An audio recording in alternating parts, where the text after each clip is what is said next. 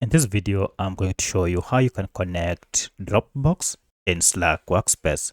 If you find this video helpful, I kindly request that you support me by liking the video and also by subscribing to this channel.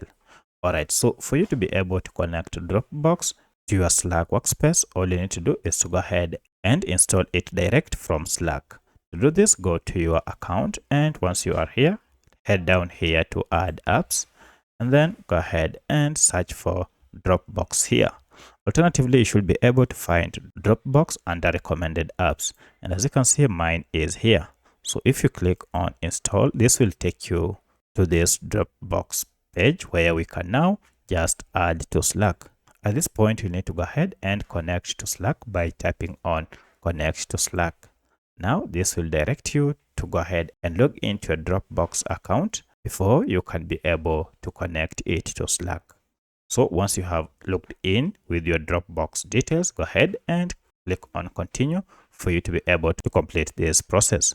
Once that is done, now you should be able to see your new app under activities. So that's how you can install Dropbox in Slack Workspace. If you have any other question, kindly let me know in the comment section. Otherwise, thanks for watching, and let's meet in the next video.